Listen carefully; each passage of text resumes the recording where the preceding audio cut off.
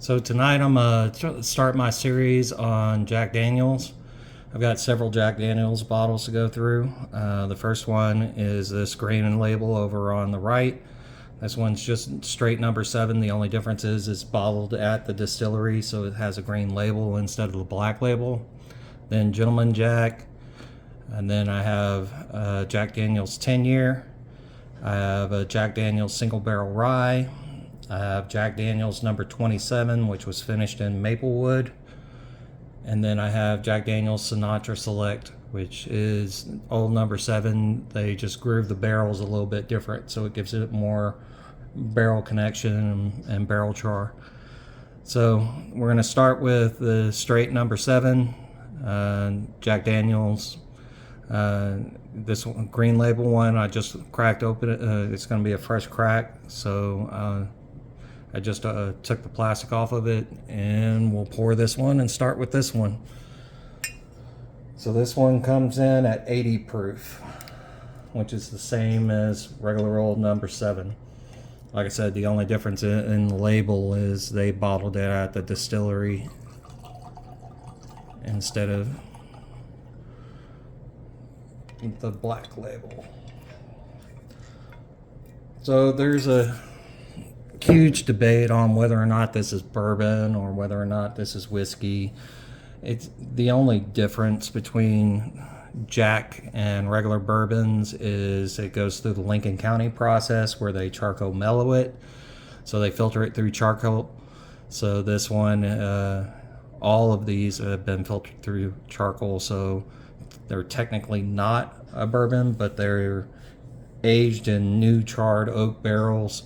So that in itself makes it a bourbon. The only difference is that it's filtered instead of it not being filtered like most bourbons are. So we'll start with number 7 at 80 proof. Get that Jack sweetness off of it. When you mix it with Coke, you get that same sweetness. Nothing really stands out. It's a Brown-Forman product now, so let's see what the taste tastes like.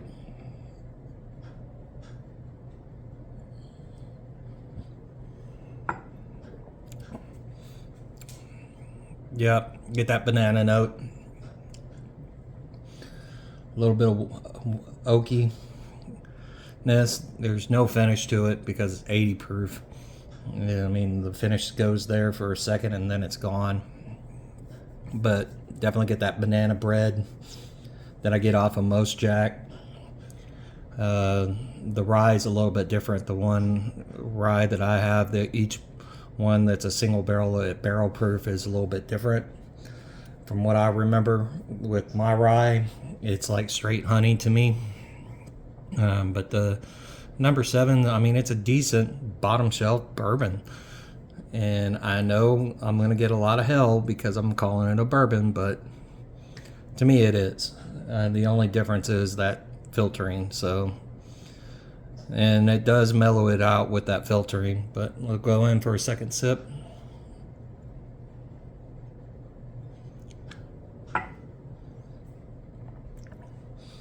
Yep, same thing. Banana bread, then that oak kicks in, and then it's gone. But it's around $20. I mean, it's a bottom shelf bourbon and whiskey. You can buy it anywhere. Jack's available anywhere.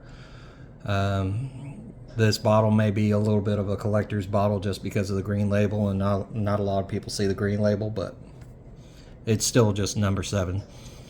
Anyway, we'll move on to Gentleman Jack next, and then I'll probably do the single barrel rye, then the 10 year, then the 27, and the Sinatra Select. So look forward to those videos, and that'll do it for my first video on the series of Jack Daniels. Like I said, this is a good mixer. It's a cheap bottle. It tastes good. You can drink it neat.